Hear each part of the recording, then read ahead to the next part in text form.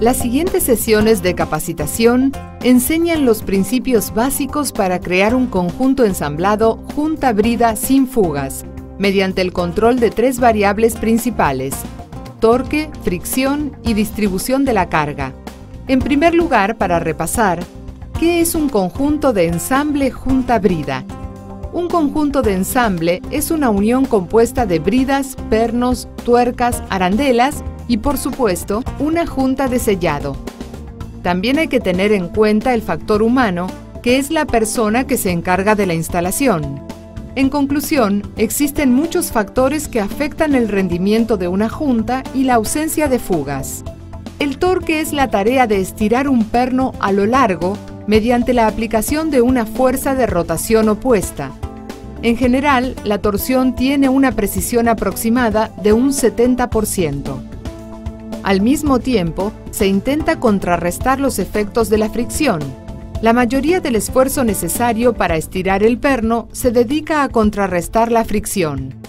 También hay que considerar la distribución de la carga, que puede llevar a producir fugas. Hablaremos de todo ello más adelante.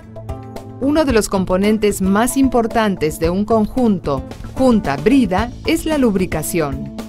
Más del 50% del esfuerzo se gasta en contrarrestar la fricción, en lugar de en la fuerza axial que se ejerce sobre el perno. Este gráfico muestra la distribución del torque con el esfuerzo ejercido. El 38% del torque se destina a la interacción con la rosca y a contrarrestar la fricción en ese punto. El 48% se gasta en contrarrestar la fricción entre la tuerca y la arandela o la tuerca y la brida. Entonces, solo el 14% se dirige a la fuerza axial que estira el perno. El gráfico siguiente muestra la importancia de la lubricación. Digamos que queremos producir una carga de 9.000 libras sobre un perno de 3/4 de pulgada. Sin lubricación, habría que aplicar casi 250 libras por pie. Si se lubrican solo las roscas, se tendrían que aplicar unas 200 libras por pie. Y si se lubrican todas las superficies de carga, incluidas la rosca y la cara posterior de la tuerca, solamente habría que aplicar 100 libras por pie. En cuanto a la instalación, siempre hay que utilizar una junta de sellado nueva. Esto se debe a que el rendimiento de las juntas cambia cuando ya están usadas. Es decir, ya no tienen las mismas características de compresión y recuperación. Por eso siempre hay que utilizar una junta nueva. Además, hay que asegurarse de que sea del tamaño y la presión nominal indicadas. También es importante limpiar la superficie de sellado de la brida de cualquier residuo. Hágalo con cuidado, no deje rayas radiales ya que por ellas pueden producirse fugas. Inspeccione la brida para comprobar que no haya ondulaciones ni marcas. También hay que comprobar que la brida no tenga daños, verificar lo plano de la superficie y el paralelismo de la brida. La junta de sellado solo puede compensar las irregularidades hasta cierto punto. Cuando hay que apretar bridas en posición vertical, a veces es difícil mantener la junta en su sitio.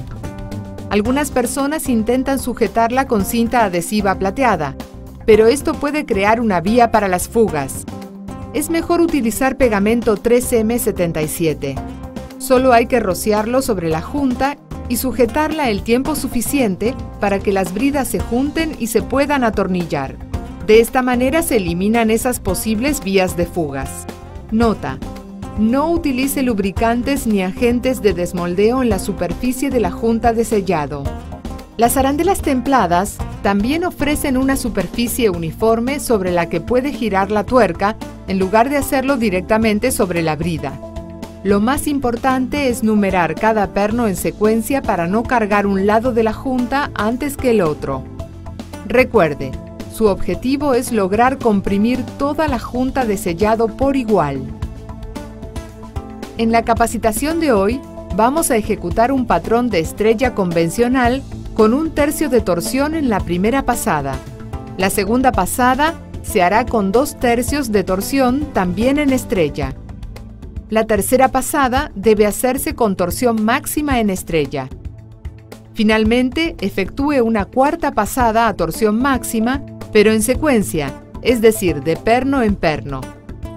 No se olvide de aplicar una carga inicial que sea suficiente para contrarrestar la relajación.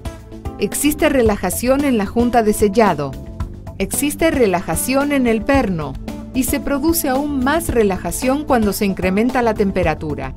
En otras palabras, no se debe aplicar el torque mínimo o la carga mínima, porque debido a la relajación, el nivel de carga baja y pueden producirse fugas. Por eso es mejor fijar un objetivo alrededor del torque máximo para asegurarse de que la precarga produzca la tensión necesaria en la junta después de la relajación. Además, hay que tener en cuenta el principio del paralelismo, que significa que hay que juntar las bridas en paralelo antes de comprimir la junta de sellado. También hay que comprobar que las bridas sean planas. Así que hay que alinear las bridas correctamente antes de comprimir la junta, en lugar de utilizar la carga para hacerlo. Ahora continuemos con el módulo siguiente, en el que trabajaremos con la unidad de conjunto ensamble-brida.